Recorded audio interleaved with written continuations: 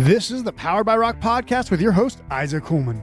You're about to discover the most entertaining rock music podcast on the planet, filled with the best stories straight from rock musicians from all over the world. Rock music isn't dead. It's getting better and better. It's time to start paying attention again. With that said, let's get this party started. The mountain's gonna rise and fall by me.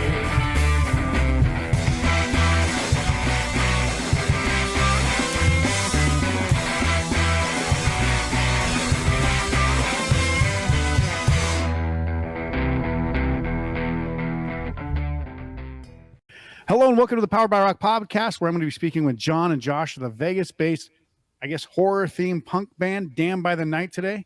These guys have just released their debut EP called From the Shadows to the Coffin, which is a 7-song ripper that has a bit of a storyline to it from what I can tell anyway. We'll talk about that here in just a minute. It's sort of like going through a haunted house or watching a horror movie, but with a really catchy soundtrack. It'll be right up your alley if you like bands like Screeching Weasel and other Midwest pop punk bands, or even bands like the Misfits that, you know, there are great melodies, catchy hooks, and it's filled with a lot of tongue-in-cheek dark humor. So, hey, guys, welcome to the show. Hey, what's up? How you doing, bud? Yeah. It's good to have you guys here. It's been, I've kind of known you, Josh, for about, a year and a half, 2 years maybe now. I think 2 years actually now, because it was like October of 2021 when I first met you when you were playing for Jerk. So I haven't had you on the show yet, but obviously we've talked to each other at shows. And John, it's the first time actually technically meeting you, but I've talked to you over some messages and stuff like that. So actually, we did meet at the musicians swap meet at Sonic Rodeo once, but yeah, it was real quick. Yeah. Yeah. It's one of those things that you see, like, 100 different people in a day and you're like, I don't remember everybody that I meet, but yeah, I do remember now. Yeah, for sure. Yeah. All right. So let's kind of get into it. Let's talk about the EP, because I think there's, let's talk about the music first and kind of like then get into the EP. But I think that the first question that I have to kind of ask is probably the most obvious question most people would ask is, why did you guys decide to kind of play into a, horror punk genre, if you want to call it that? Because I know you guys have played in other bands, and I remember Josh posting some teasers of this music pretty much shortly after I met him in 2021. He was, putting on Instagram some like red filter and him playing in his like studio or wherever he was at. But what was it that like made you guys go in this direction? Because I'm pretty sure it's conscious, right? Like you weren't like, oh, hey, we just had 10 songs that somehow came out to like this theme. But what's your draw towards it? I would say, everyone in the band is big like horror nerds, and I was in a horror punk band back in Indiana in like 2008, 2009, and I liked it a lot. And then I kind of I did Jerk for a while, and I'm still doing Jerk with pop punk stuff. Yep. But I was always influenced by like stuff like early AFI, Black Sabbath, like more of a darker route. Yeah. So we kind of just wanted to do that, and it was just like a new project I brought to John, and I was wanting to do it for a while, and it kind of really, when I got John into the band, like it really clicked, and it came out great. Yeah. And I remember obviously like even with Jerk, you were writing songs, about what was it? The prom queen is dead or something like that. I killed the prom queen. Yeah, I killed the prom queen, and like Sleepaway Camp was like the 7-inch that you put out. So you guys, I think even as Jerk, you had that undertones of like really catchy pop punk music, but with like you wanted to talk about horror punk or horror movies in your punk band at least a little bit. Yes, totally. Yeah. And John, what was did you just like meet up with Josh and be like, you know what?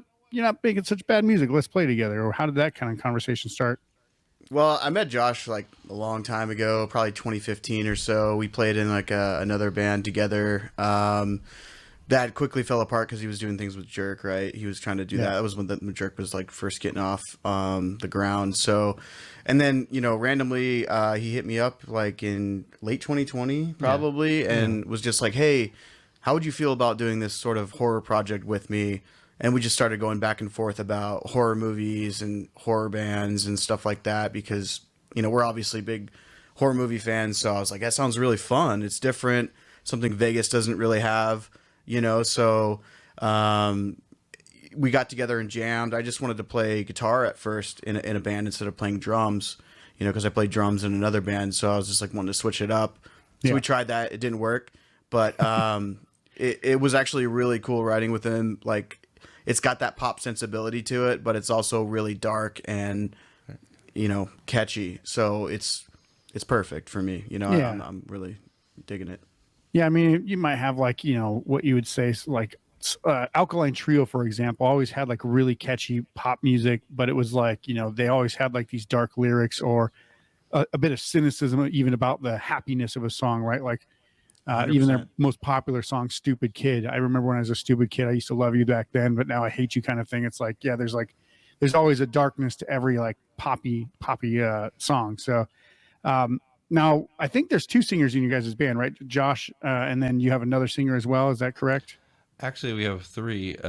Myself, Dave on bass, and Jay Burbank on guitar. We all Okay. kind of like do different vocals. A lot of the time, Dave and Jay, they do a lot of the harmonies, and I do the lead vocals, but we kind of go back and forth. Gotcha.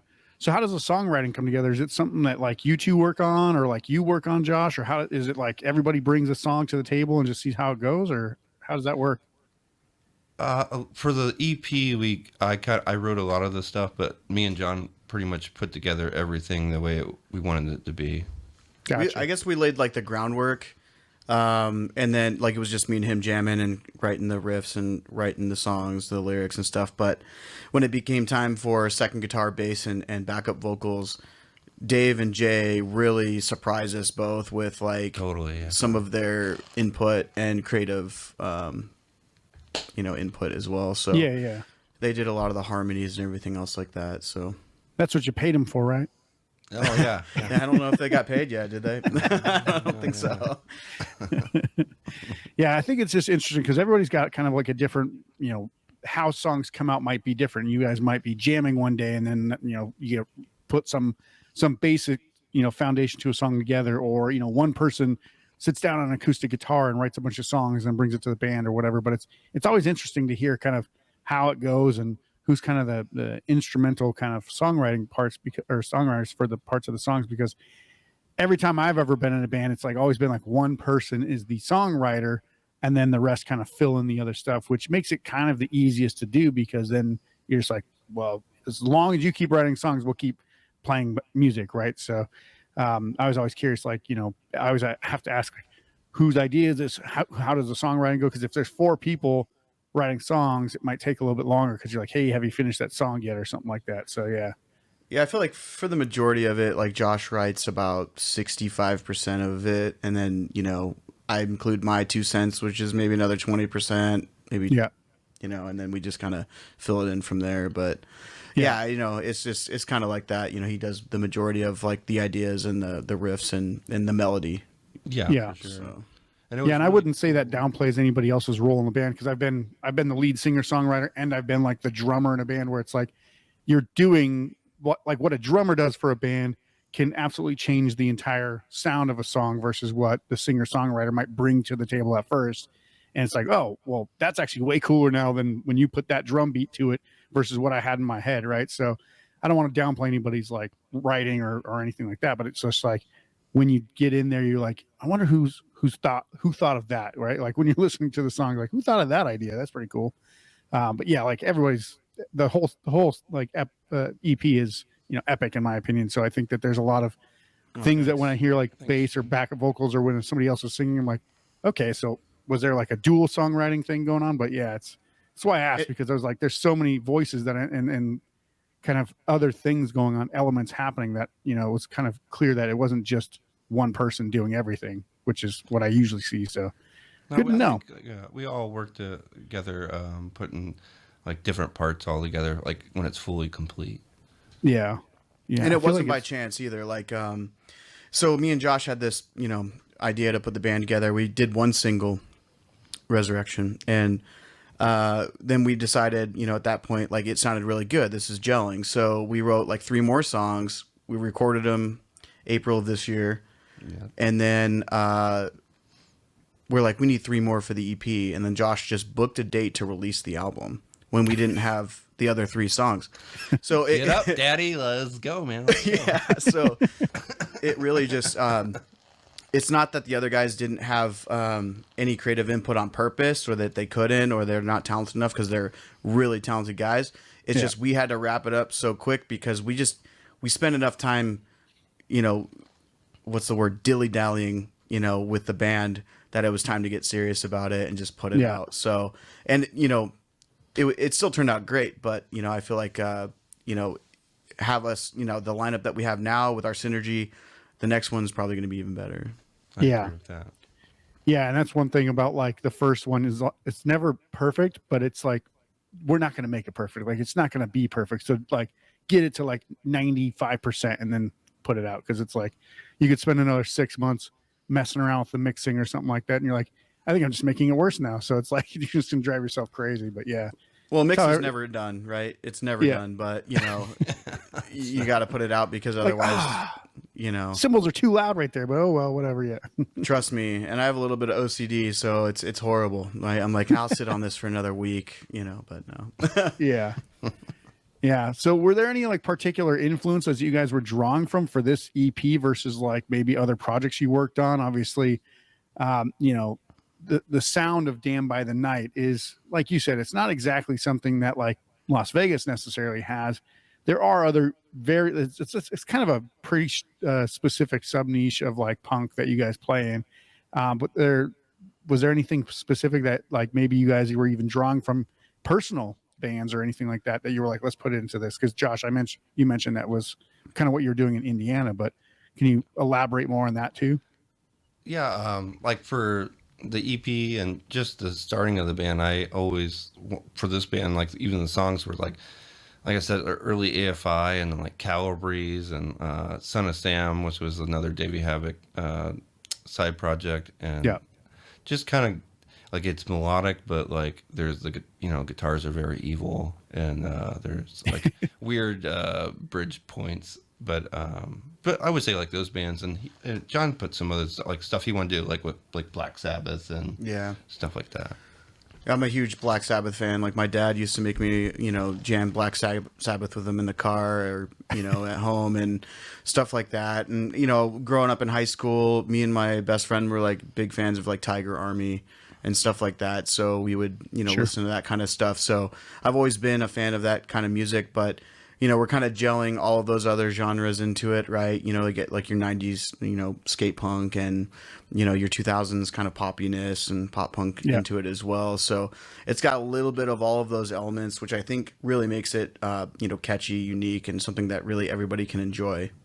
Yeah. Now, I didn't, obviously speaking of drums, I didn't catch any double bass pedal. Are you playing any double bass pedal, or is it all single bass pedal?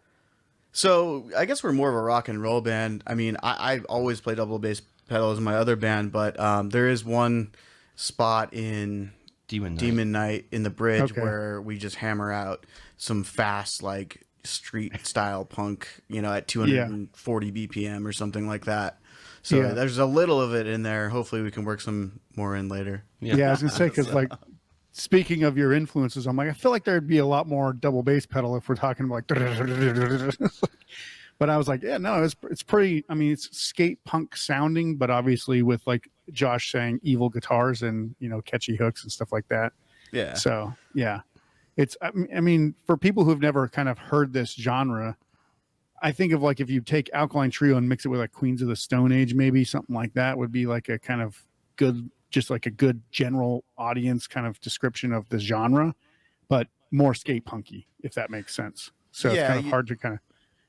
So like I always take like the Dave Grohl approach, right? When simple is better, don't overcomplicate it, especially in this sense. We're recording this, wrapping it up, pretty quickly, trying to get it out. But also too, like I'm a huge fan of Alkaline Trio. I've always have been, so, Derek is a great drummer, and he doesn't use a double bass pedal, simple is better. So that was kind of my thought process going into the whole thing. Yeah, I think that's a punk motto in general, is like, if you're going to overcomplicate it, it's probably not going to sound very good. Yeah, simple is better. Yeah, it really is. Josh is like, check out this guitar solo. Done. Yeah. I mean, I've been in punk bands that's what I started and still play, like punk music. So it's like, I don't try to make really long, crazy David Gilmour style solos, it's like I think of like Jughead from Screeching Weasel. I'm like, those were the solos that I always thought of when I was going to put into punk music. Yeah, I mean, I'm influenced by a lot of like thrash and hardcore as well, like Terror or Power Trip. Sure. And one of the rules that they had in Power Trip, I'm not sure if you're familiar with the band, but they're no longer a band because the lead singer had passed away in 2020. But they did have a rule of no double bass in a thrash band, and it's just so much better for it in a way. You know, so it's got that more pop sensibility, but it's really heavy hitting, and it's.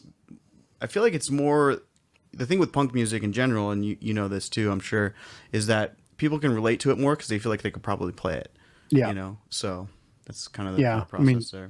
100,000 people probably picked up a guitar the summer that Green Day's Dookie came out. So it's like, oh yeah, I can do that. I can easily do that. Yeah. Yeah, 100%. So yeah.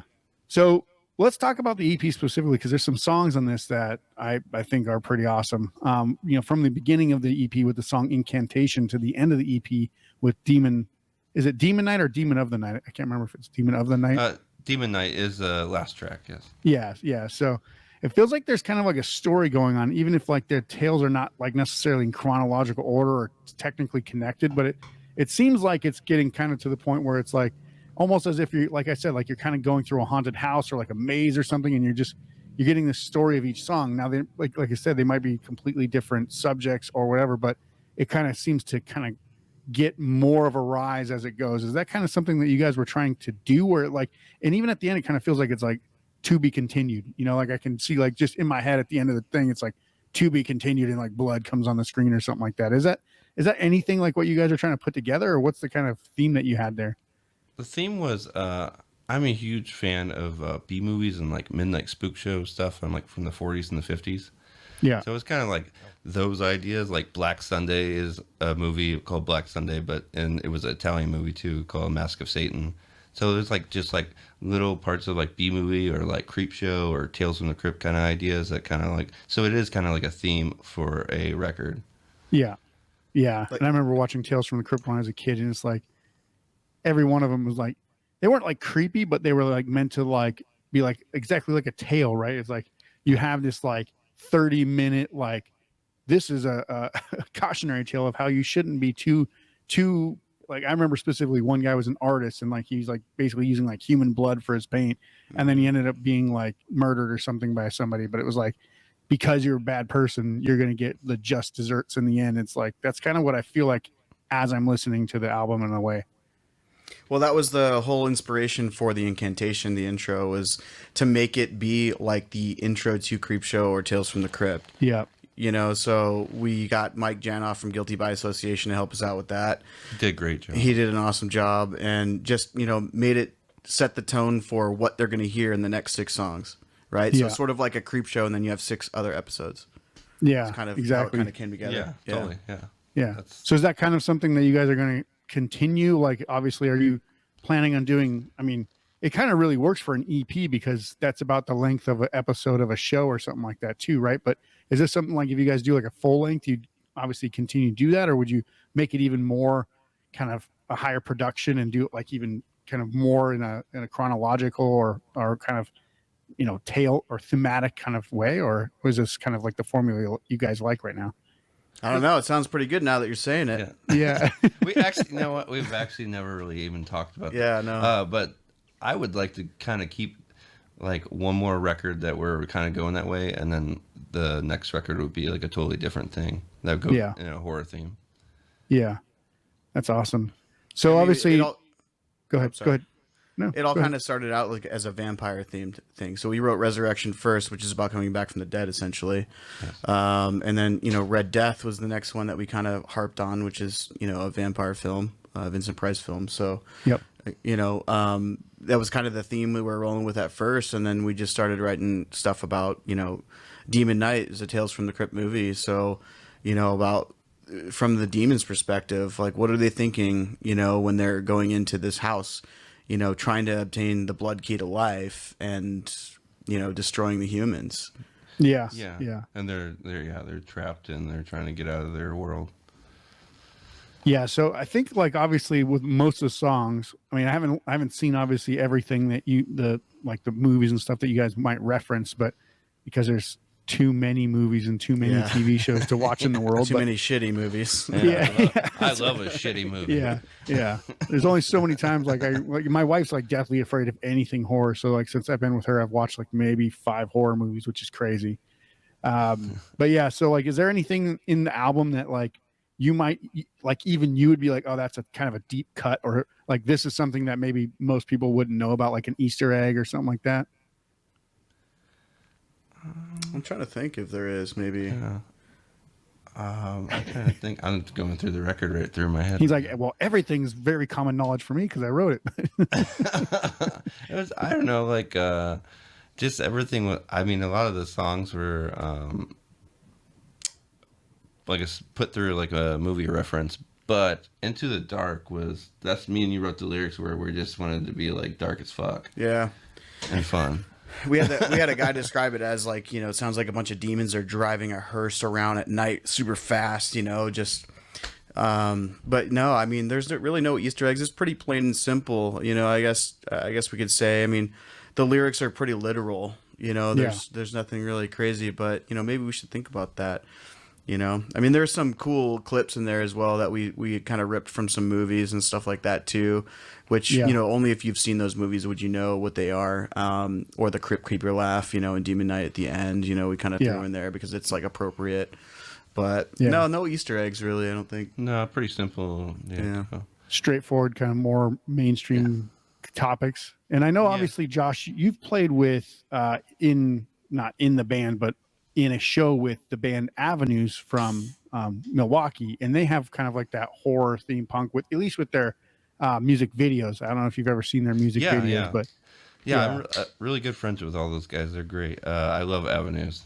I can't wait to see they come back to Vegas. They do have that kind of sensibility to that. Yeah. Do you guys have any sort of like music videos lined up for any of this stuff? We've been talking about doing a music video. Just this whole month has been crazy. We did 3 shows and we're trying to say, okay, what's the next step? But the music video is probably going to be the next step for us. It's going to happen. Yeah, for sure. Yeah. We're just trying to figure out which one's going to be the best, or I was going to say, did you have a song picked for that at all? Yeah, we got 2. I think that we're leaning on like Black Sunday or Red Death possibly. Yeah, Black Sunday for sure. Very cool. Yeah. And obviously you guys did release the album, the EP, on Americant Records, which, John, this is obviously a record label that you put together, but is this like, obviously there's obviously no contract negotiations like, hey guys, put it on this record label, here's what you're going to make, because it's an indie label, right? So it's like basically how did the conversation come, and what's the I mean,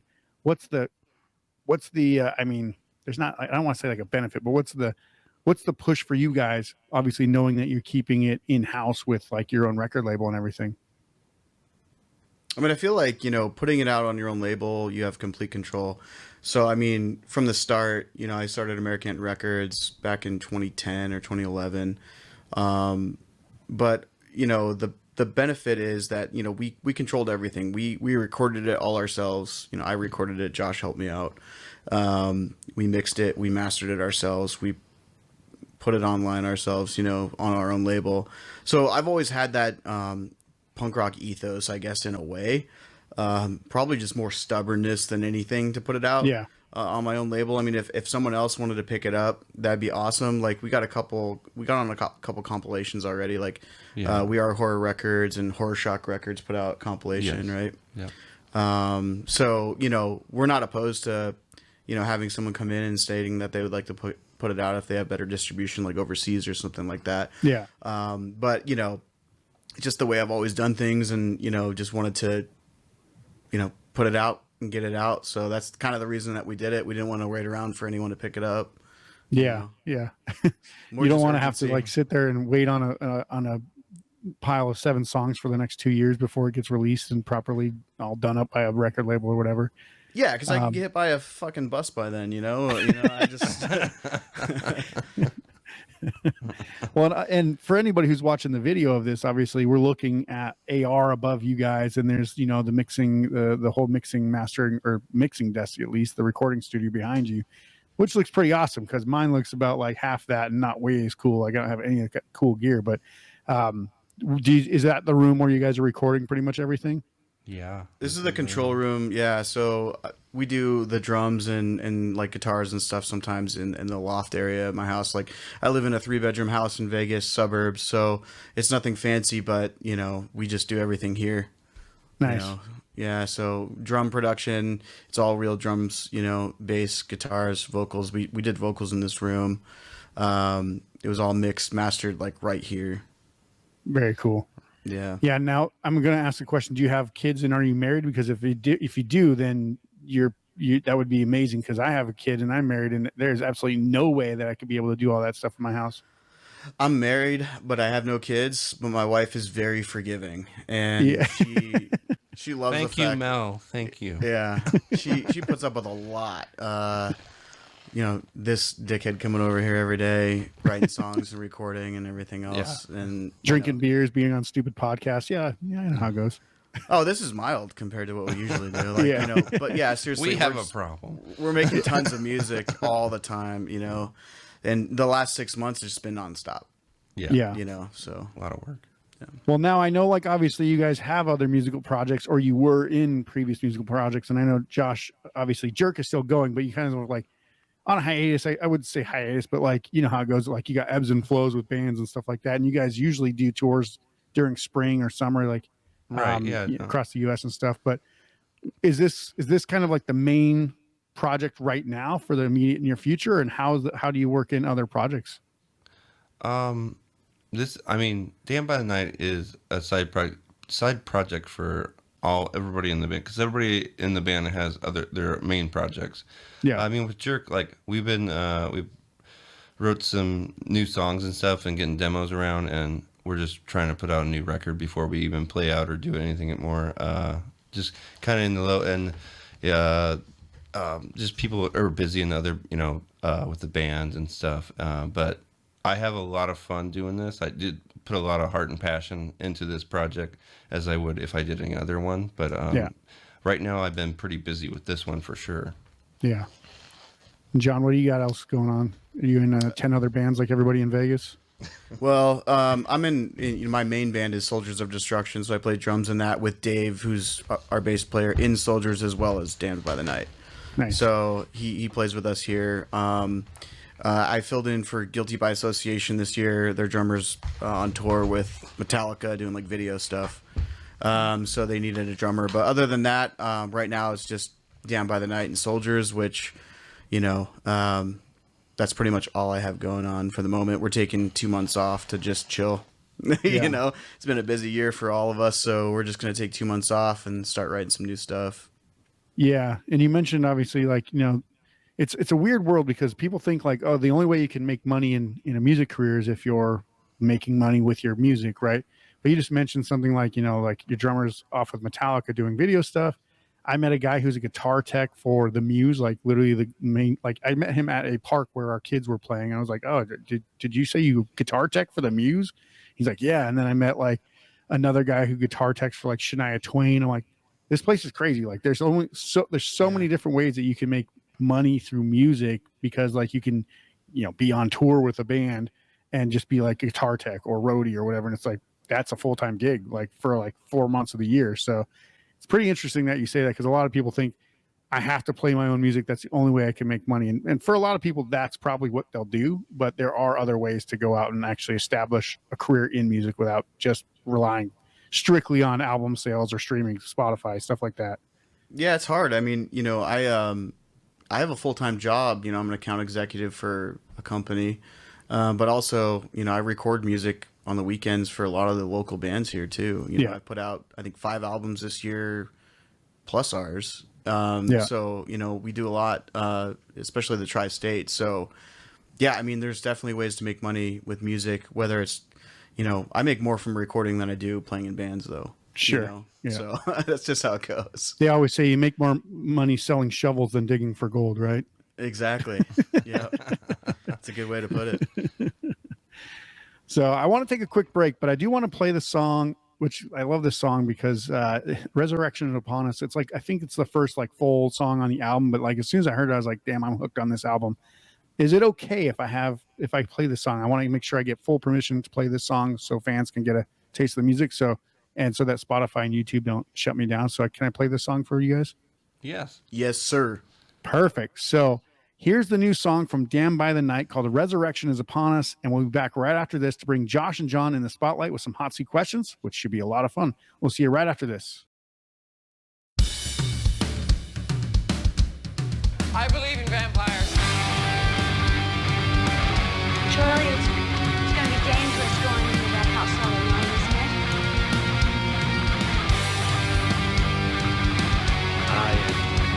Dracula. I think you will.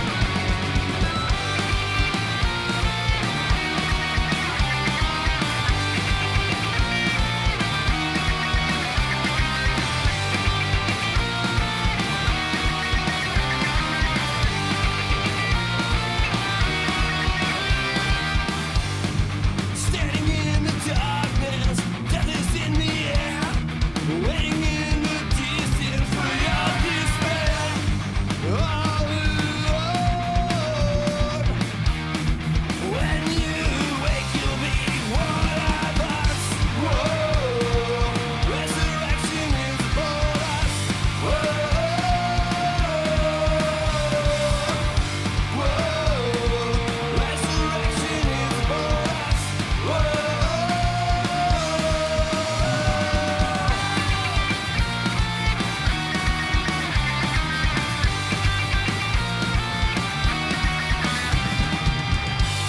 We're bathed in your blood, feel the creature come to life. We hold the burning lights to the end of the night. We're all alone. When you wake, you'll be one of us. Whoa, resurrection is upon us. Whoa, resurrection is upon us. Evil in pussy time. Free the dark. Evil and violence are the only two measures that hold any power. Look at the world. Chaos.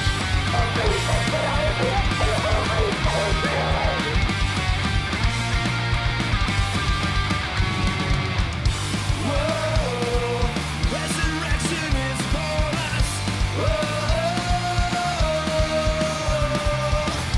Whoa, resurrection is upon us.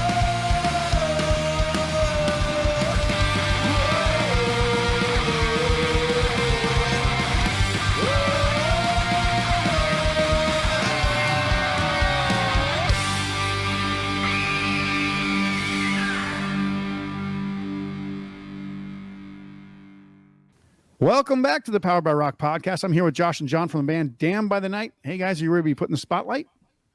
Yes, let's do it. I don't know All if right, I can so- do it. Yeah. Let's get into some of the horror parts of what you guys are doing. So we have to obviously every horror movie fan is gonna be like, okay, check their credentials, right? Like how much do they really know about the genre? So I think we got to start and jump in with some horror themed questions to make sure you guys are legitimate authorities on the music you create. So what's from each of you, what's your favorite all-time horror movie and why? Josh's face just is like, what? That's a long list. Got to go with one though. One. I have to go with the Halloween franchise. Okay. That's my Any favorite. particular one or like the first one? The first and the second one all day. Yeah. Huge Jamie Lee Curtis fan, and I don't know. I just the aspect of Halloween and the slasher film, like because back then, like it was Halloween and like Friday the 13th and Nightmare on Elm Street. Those were like the top like slasher films, but like that one always gets me. I don't know. I'm always a big Halloween fan. Yeah, and I mean it was the face. I think like it's it's a face of a human face, right? So it's like even creepier than like a mask or like a melted person. It's like this is a looks like a skin person's face on It's a somebody dead else's skin face. mask. Yeah. Yeah. That's weird. So what about you, John? Oh man, if I was going strictly on nostalgia, I'd say Night of the Living Dead, but I'm not. So I'm the type of person that likes to have the shit scared out of me when I'm watching a horror movie. So I'm gonna have to go with As Above, So Below. If you've never seen that one, I have not seen that one, so that's good. it's a movie about a archaeological digger who is trying to find, the catacombs. Like there's treasure beneath the catacombs in Paris. Gotcha. But what they don't know is that they're going to the depths of hell, and it's scary as hell. Interesting. That's a really cool good concept. If I had to pick one, I mean, my favorite, I wouldn't call it horror, but I would call it like I guess it's horror because it's Stephen King, but The Shining. Yeah. It's definitely more mainstream, but I feel like because it's so relatable that you're going to go fucking nuts in this ski resort. I feel like that one is like, I could see myself doing that. Like, that's kind of scary to me. But if I ever think of like scary movies, which we'll talk about here in a minute, but there's probably a different criteria. But favorite scary movie, horror movie, I'd say The Shining for me. That's good. That's a great movie though. Yeah. And I don't blame you for picking that one. It's probably my top 20. Yeah. For sure. So let's go a little bit deeper. This one's going to be looking a little introspection here. So what horror or monster movie character best represents your personality? That's a good one. What horror represents your personality? Specific character or a, like a person or like an actual monster or. I would go with Dracula or a creature from the Black Lagoon. Okay. Why Dracula? I would say Dracula because when people like get to know me or like talk to me, they really don't know who the fuck I am. Like just talk. They're like, I don't know about that guy. And then like the more they talk to me, like I kind of get his story now. Yeah, you're a creep. I'm kind of a creep. It's because I've been alive for 600 years. Yeah. What about you, What about John? you, John? Oh man, I'd have to either say like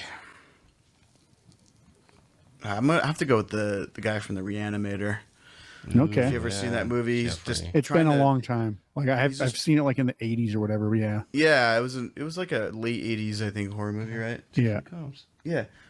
I mean, he's trying to fix everybody. He's trying to help everybody and bring them back to life. It's like a Frankenstein story. I feel like I'm a big-hearted person, but everything turns to shit eventually.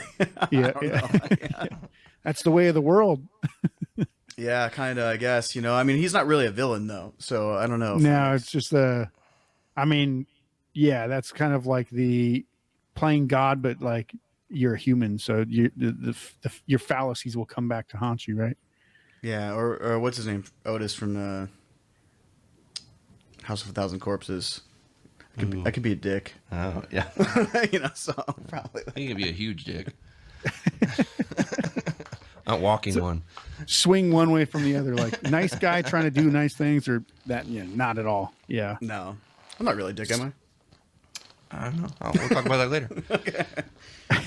It's like, don't ask me. I know you too well. So question number 3, was there ever a horror movie that legitimately freaked you out after you watched it? Yeah. Since I was a kid, like the original It always, and till this day, still creeps the crap out of me. From like Tim Curry was like just, I don't know, his face paint and the way everything he set into the movie just always freaks me the fuck out. From Which movie are you? until I was a kid. It, the original. Oh, It. Yeah. I didn't hear it. Sorry. I'm sorry. It. Yeah. Always freaked me out. Yeah. He's just, I mean, even in like, I think he's like in like Beetlejuice, and he's not even like being scary in that movie. You're still like, this is like a creepy person, like just watching him on screen. Oh, that was Michael Keaton. That was Michael Keaton. No, but wasn't he? I thought. Oh no, you're right. I was thinking he was like one of the other people in that house, but no, he's not in that movie. You're right. He's in Rocky Horror Picture Show. Yeah, Rocky Horror Picture Show. Yeah, I was thinking for some reason he was in Beetlejuice, but I haven't seen that movie in a long ass time. So yeah. Yeah, that movie kind of stinks anyway. Yeah. I don't know. It is a you know, I have a love-hate relationship with what the hell is the director, Tim Burton. Oh yeah, yeah. I I'm can same take it or with leave you. it. Yeah, I same can take it or here. leave it. Yeah. Like Before Christmas is cool. It's just like I don't like it as much as everyone else does. Yeah. really. Yeah, exactly. Same. I don't know. You didn't run the Hot Topic and get the socks? No, I didn't. I don't have the tattoos or anything.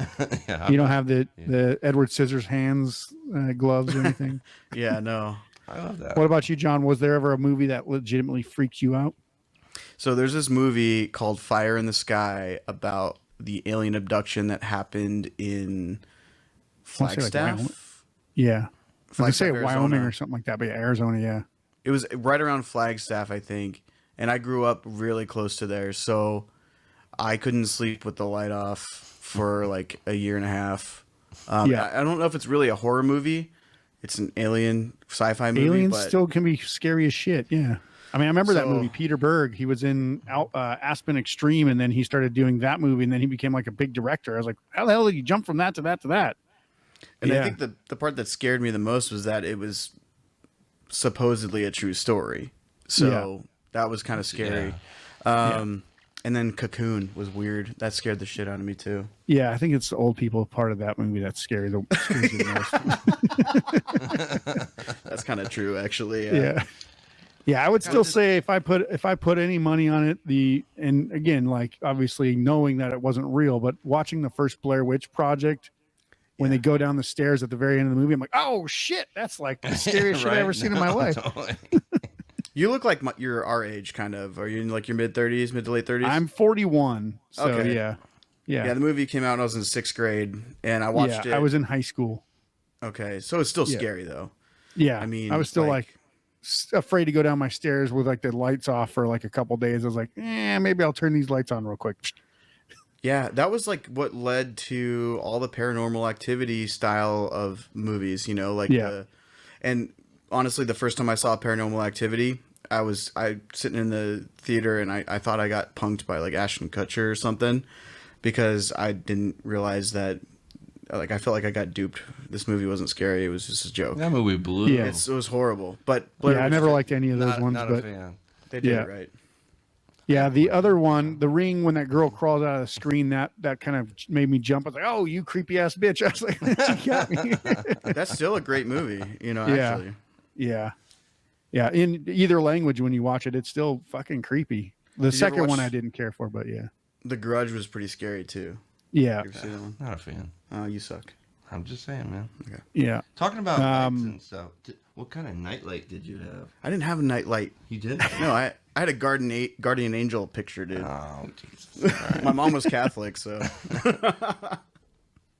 I've this one's actually not even on the list, but I was curious, is there like a favorite moment of a horror movie where they use like a prop to like, you know, cut somebody open or squish somebody or kill somebody that you were like, that's actually like the way they do it with like the editing, even though you know they're using like a watermelon or something like that or whatever, but you're like, that actually looked way more real than it should have for like this kind of a budget. Was there ever a moment like that where you're like, oh snap, they like did that and it looked like it was without editing and they like squish this person or cut this person or chop their head off or something like that? Do you ever feel like that?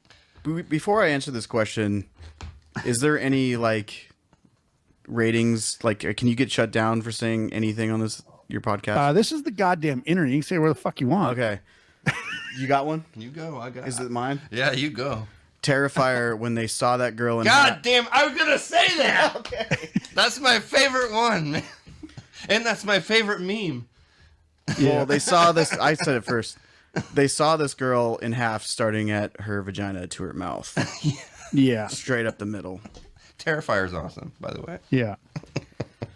Yeah, I think the only one I can think off the top of my head is there was a movie called Tension. I don't know if you ever saw it. I think it was only done in French or something like that. So like I think like most American audiences didn't watch it, but or High Tension maybe it was High called tension. something It like was. High That- Tension. Yeah, Yeah. it was like a psychological. And there's like a part where they like smash some guy's head with a dresser, and I'm like, holy shit, that looked like maybe they really did kill this person.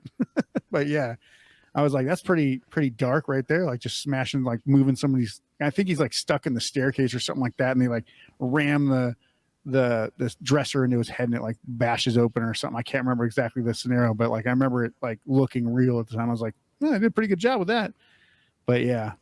I mean, there's All right. sometimes they still get you, even in your older age. You're like, oh my god, like my knees just got weak.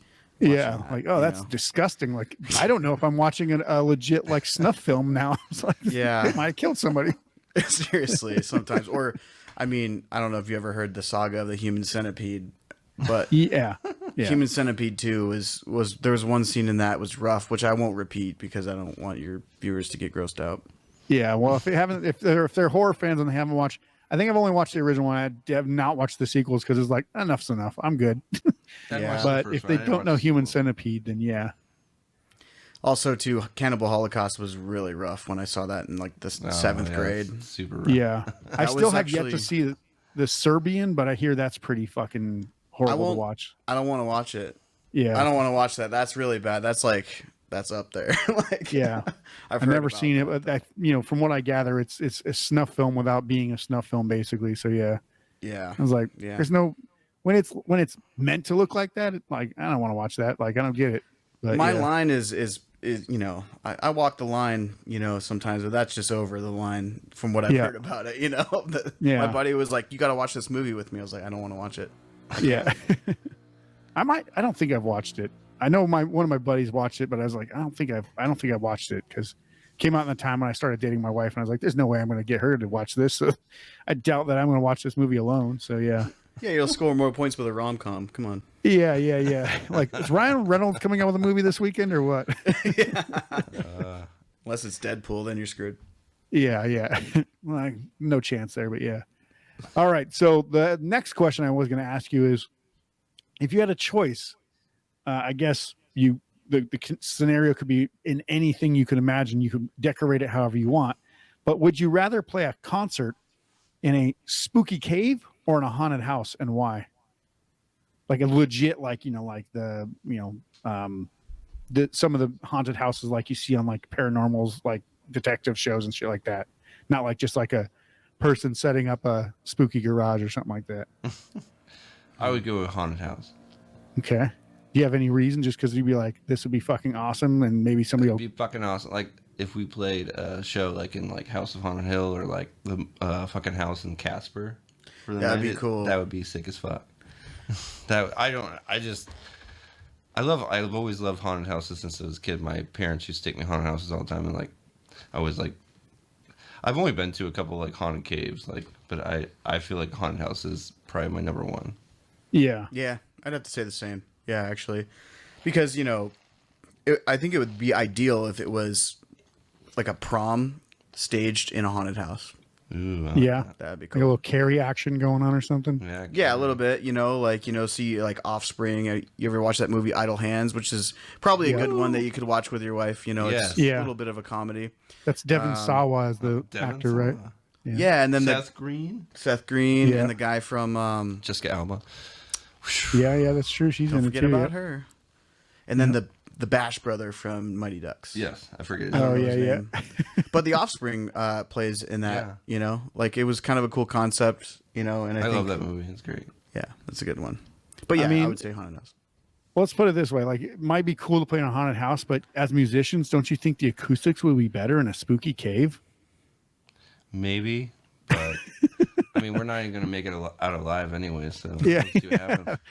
We'd rather have fun for the time we're there. I don't care how good we sound.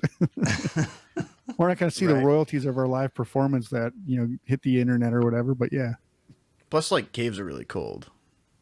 could be. I don't like, Yeah. I don't like the cold. I did enough of that in my childhood. It's like a morgue in there. Yeah. Sorry, there's kids riding dirt bikes out there. Nah, I can't. It's all good. So let's bring it back to music. Obviously, this is a question I ask every one of my guests lately, but what four musicians would you put on your personal Mount Rushmore for either being influential or being your favorite? And they don't have to make a band. They could be 4 bass players, 4 drummers, 4 singers, whatever. But what 4 musicians would you put on your personal Mount Rushmore? That's a good question. That is a good question. A great question, actually. Yeah. I love that question. You go first. Find out a lot about people from this answer. Let's go back and forth. Okay. Okay. Dave Grohl would be up there, 100%. for sure. Brian Wilson, for sure. Beach Boys, yeah. Yeah. He's right in there with the horror theme punk for sure. Oh yeah, all day. I'd have to say Tony Iommi. Okay. Nice. Trying to think here. Doyle. Doyle, not Danzig. No, Doyle, man. Okay. He only knows a couple chords. I was gonna say if the only person you could think of is Brian Wilson, that's pretty funny. Well, he didn't say good musician, so Doyle can go up there. Yes. Okay, the reason I said Brian Wilson because I think the Beach Boys have the best harmonies of all time. Of course. And that's Yeah, I mean, why- without that, you wouldn't have melodic pop punk usually. Yeah. I mean, almost every pop punk band will cite the Beach Boys as like why they are harmonizing, right? Right. Plus, they had Charles Manson in their band too. Let's see. That's a great question, Isaac. That is a great question. Oh man, favorite musicians. 2 more each. I'll edit out all this awkward silence later. I'd probably say Fat Mike. No effects. Okay. Sounds good. Fat Mike. Clock's ticking. Back over to you, Josh. See if you can even name 4 musicians. I mean, that's the worst thing. I know bands, but I'm like, oh, what's that guy's name? I forget. Yeah. Well, I've had people be like, the drummer from this band, I cannot remember his name, but I'm like, you don't have to He's remember definitely all not their your names. favorite if you can't remember his name. Yeah. Do do do. I know. I would say, let's say Lemmy. Killer Lemmy? bass player. Okay. Just stole my last one. Son of a bitch. Sorry, dude. You can share it. I got a picture of him right there. I don't know. I'd probably have to say. I mean, obviously, Kurt Cobain. Okay. Yeah. So you have a little bit of everybody. You got shredders, drummers, everybody. I mean, 2 members from Nirvana in there, but they were so awesome. You know, that's just my Yeah. opinion. But I mean, I love Nirvana, so yeah, I don't got a problem with that. And you're like, fuck Chris Novoselic. yeah, he was a good bass player for sure. I like him a Yeah. lot. You know, as far as his rhythm is great. But you know, do you have one more left? Yeah. Yeah. Joey Ramone? No. No. I would say one of my favorite drummers is London May. He was a drummer for Sam Hain, and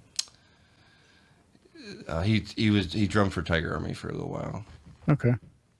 That's pretty much one of my Interesting. favorite drummers. What about you? Deep pull. You got your 4? I do actually. So it's Tim Casher from Cursive, Joey Cape from Lagwagon. Hell yeah. I think I have Dave Grohl in there, and then Neil Peart from Rush. So the 3 drummer of drummers. Rush. I'm like I love drums. I'm like originally I started as guitar and singing and stuff like that, but like watching both of those guys play drums and the different styles that they have, I'm like, holy shit, these guys are amazing. And Derek then, Blvd is one of my favorite drummers from Lagwagon. You know. yeah, he's amazing. I mean, obviously not alive anymore, but he was incredible. Like one of the best drummers in punk ever. Josh Freese is another one. Like these guys are just like so incredibly talented. Love watching drummers. Like anytime I see a drummer like in a band, like anytime I go watch a show, I'm like watching the drummer most of the time. I'm like, what are they doing? But yeah, obviously Joey Cape and then Tim Casher from Cursive, mostly for their songwriting and just the way that they know how to make dark songs that don't sound dark, essentially. Yeah, that's you know, I always called it like this irony, like, you know, like Yeah. how Alkaline Trio has that. I always thought that was beautiful when bands Yeah. do that. You know, it's a really dark song, but the lyrics are really satire and happy. You know, Yeah. like it's weird, but I love it. Yeah. So that's all the questions I got for you. You guys did pretty good. Only stumbled kind of on the last question, so was a good I didn't question, boil though. your brains too much. Yeah. Not sweating great. too much, so that's good. So the spotlight's off, and we'll be back in just a few moments to stick a fork in this episode with some exciting news about what Damn by the Night may have coming up in the near future. So stick around. We'll be back right after this. Running your own music career is incredibly difficult. Trying to get people to like, share, comment, listen, follow, it's all just overwhelming. Most musicians give up before they ever achieve success, and that's the worst. If you're looking for a better way to grow your music career, head to DIYrockcareer.com for some absolutely free training. It costs you nothing, and it could be the difference between hitting your goals and quitting your dream. Go to DIYrockcareer.com today by clicking the link below this episode. Then I lost my way. Welcome back to the Powered by Rock podcast. So, John, Josh, let's talk about Damned by the Night. Obviously, you guys just released your EP. I think it was the end of October from memory, or mid-October or something like that. It So was Friday the 13th. Friday the 13th. That's right. So it's one of those years when it falls in October, right? So like obviously Perfect. Halloween kind of starts early when Friday the 13th is in October. So, Yes. so how have you guys, like, obviously you guys are still writing songs, you're mentioning all that, and you played a few shows. Obviously October's busy for Halloween and horror punk bands and stuff like that. So what do you guys got coming up now that all that's kind of already happened?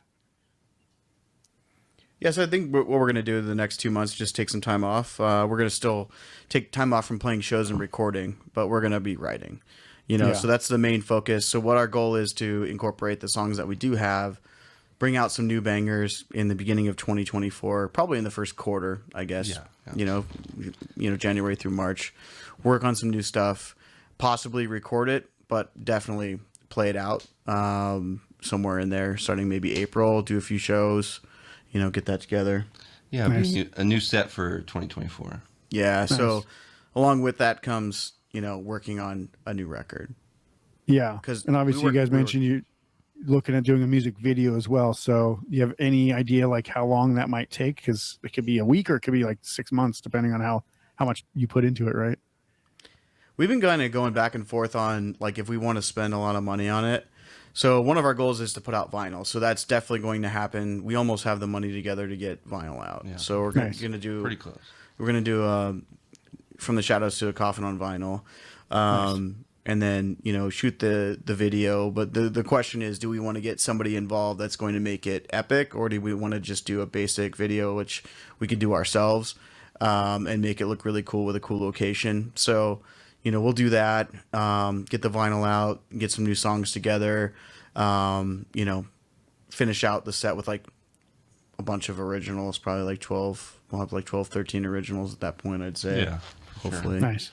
Yeah. And obviously you guys, like Josh, you were saying, it's kind of a side project for everybody, but is this something that you guys ever plan to tour with this band, or is this something that's pretty much a non-touring band? I won't put that to no. We've talked about it through practices and such, but possibly we might go and do like LA or go to Phoenix or something for like do a weekenders, maybe like in starting the summer or something like that. Nice. But it's not current. But we do. We've been asked a few times to come out to LA and stuff for shows. But it would be cool if we could do something like that. But we're not sure if that'll ever Yeah. happen. But it would be awesome. Yeah, I think it would that's actually the be really thing. cool to do like some like horror cons. Yeah, we talked with some horror cons and stuff, setting stuff up. Nice. But yeah, just kind of see what comes our way. Like if we're offered something like out of town that we're like, well, I don't want to refuse this, so let's do this. But, yeah. kind of just more focusing on getting more songs put together and for another record, and honestly, just like having fun with it. Just like whatever happens. Yeah. Yeah, that's the one cool thing about this band is that, even though it is a side project, we all started this, because we want to do it to do something a little bit different than what we're doing in our main projects.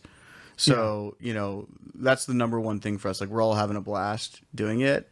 So I feel like if we take it really seriously, it might pull the fun out of it, but also that is part of the fun. So I think we're just kind of seeing where it goes and then what we can do with it. Like, we got people offering us shows like come to Idaho, come to Los Angeles, and we're just like, yeah, if the offer's right, and Yeah. we can do it. We're down. Yeah. The gasoline is going to cost $300, but yeah. Yeah, exactly. So that's kind of where we're going with it, but definitely more recording, getting the vinyl out and, playing more shows and writing new music.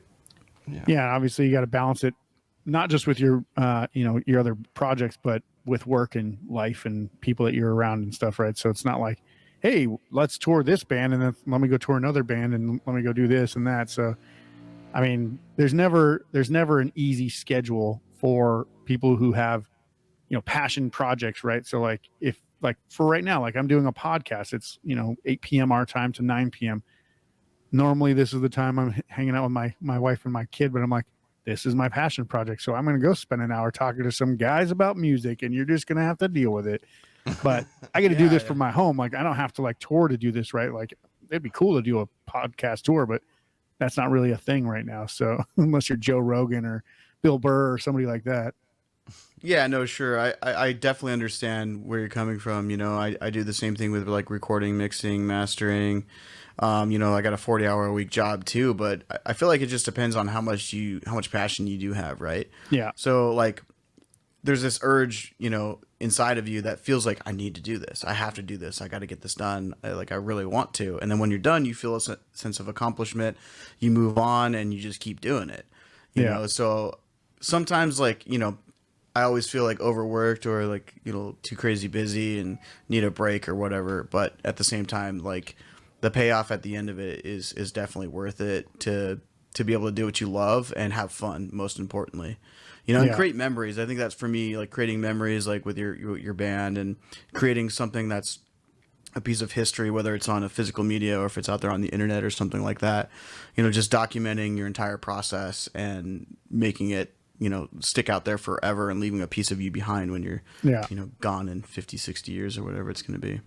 Yeah, the quote I always tell people that I don't know if I came up with this or if I twisted it from somebody else, but I always tell people I don't want to be the richest guy in the graveyard. I want to be the guy with the best stories at the nursing home. Exactly. Yeah, for sure. Yeah, no, I love that. Because you know you can't die with like a bunch of money and be miserable. Like I had the opportunity to climb like corporate ladders and stuff like that and be somebody who has clout, you know, as a businessman, but I don't want to do that. It stressed me out to no end. You know what I mean? It's just not fun. And life is all about experience. You know, you can die with a ton of money, but you know, once you go to the grave, like obviously you're going to leave it to whoever, you know. Yeah, somebody else is going to be happy that you ground yourself to dust, but you're not going to be. No, and you only have one life to live, man, you know? They made a soap opera about that. Yeah, from what I hear, it lasted a while, too. But yeah, I mean, even if you think about it, like say you leave a bunch of money to your kids, do you think they would rather have that time spent with you or the money that you leave behind? They're going to want the time spent with you, right? Like, no kid's going to be like, oh, yeah, thanks for the money, Dad. Die now already. Not unless they're like a piece of shit, obviously, but yeah. That's what I'm going to say. If you're a shitty parent, then yeah, they'd probably like just take the money and be happy. Yeah. But, you know, you didn't have fun making all that money for anyone else. But, you know, if you're lucky to make money with music and you have a fortune from music, great. Or whatever you love, you know, if you're a archaeologist or if you're a proctologist even, you know, like if you had fun looking at people's butts, good for you. Not just looking, but also examining, touching. Yeah. Oh, that's definitely cancer. All right. We got our first winner of the day. Yeah. So we'll add some links to the music in the show notes below this episode. Obviously your social media and stuff. But do you have any other like any people you want to shout out? Anything else you want to plug or anything else you want to say before we go today? I did want to mention, you know, crew from Soldiers of Destruction that played keys on our album as well.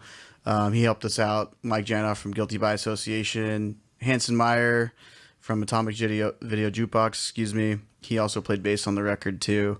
Nice. I think we forgot him. Yes, he did. He played bass on Resurrection. Yeah, Resurrection. That was Hanson because we started the band with Hanson. So nice. Yeah, anybody else want to shout out? Oh, Nikki. Nikki Lagosi from Argentina. He did all he did all the album artwork. He's done a couple shirts for us too. Nice. But Heather, she modeled for the shirt and the album. Heather Hex, and yes, and everyone that supported us and you know has bought merch from us and is telling us, you know, keep it on the road and keep on going for it. Nice. And then, I mean, everybody in the band, like John, Dave, and Jay, kind of give me, like, this band is the funnest project I've ever done. And it's like when we're in the room, we just have that fire. And I appreciate that we have all been able to produce what we have produced out. Egotistical guy wants to shout out his own band. What's up with that? I'm not egotistical. No, maybe a little love bit, you guys. but- And my wife too. My wife Melissa definitely put up with a lot of stuff, and you Isaac as well. Thanks for having us on your show. We appreciate it. It's a very very small thing that I can do. I don't know. I never know who's going to listen or how many people are going to listen to the show every week. But I'm like, if even 10, 15, 20 people know about a band that they should know about and they like it, well, that makes me, keep doing it. Right. So like, I keep thinking like, man, should I stop doing this? Like, I don't think really anybody gives a shit. And then like somebody will be like, hey, I just saw your episode from this. And like, that's awesome. Like, keep doing it. I'm like, literally like just randomly out of the blue, somebody will message me and I'll be like, that's cool. Yeah, I just saw your episode with Sam King from Codefendants earlier this year. We played with them in my other band over the weekend. That was a big one. So sometimes we feel like we want to quit too. Sometimes you feel like you just grind yourself into the ground, doing nothing. Nobody cares. You're hurting your body, doing things. You just got to keep going. Yeah, that's when you just drink beer and say, you know what, it'll be better. Just keep going. Or just don't care what people think. Yeah. That's my biggest thing is I usually like I never care what people think, but then I'm like, is that a bad thing? Like maybe I should care more about what people think. Maybe I should stop doing some of the shit that I do. Like I just keep doing it because I'm like I like it, so fuck it, I don't care. But yeah, I used to think like that, and then that song, that Sack record. I used to give a shit. I used to give a shit. And I'm like, you know what? That is exactly the way you should think. Yeah, that's a great record, actually. It is a good record. Or like, I drive a forklift. That's what I do. Yeah, that's right. They're writing songs about you, Josh. So one last question before we sign off. What new music, a new band, new artist, new album, new song, what new music would you recommend for people to check out? Just say like in the last year or so that you've heard. The Codefendants record was my favorite record of the entire year, honestly. Pretty fucking great. I loved it, every second of it. But I'll shout out, my friends, the Ghostwood Murder, the Love Bombs, Talking Bombs from Bullhead City. Those guys are great. Check out those guys. Those aren't new, but they're new as of this year. Yeah.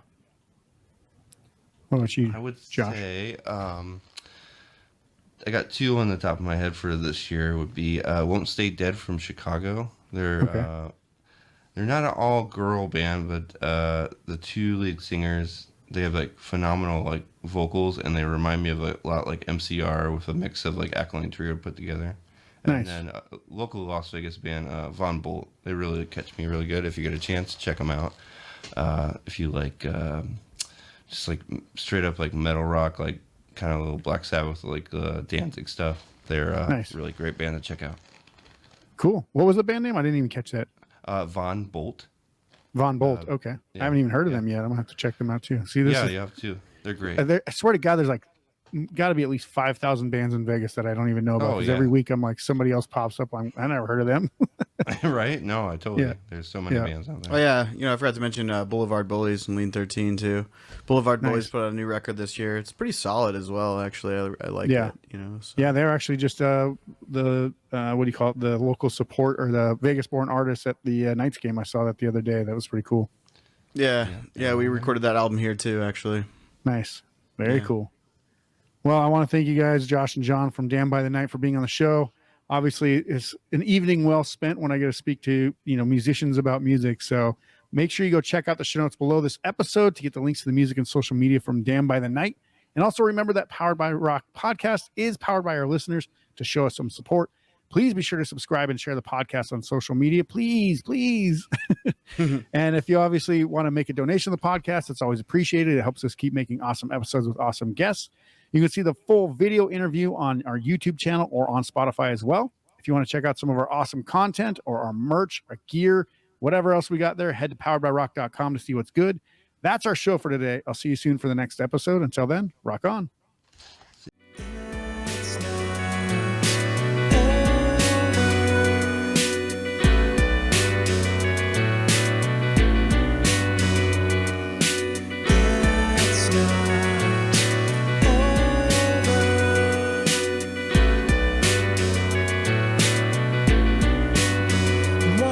Supposed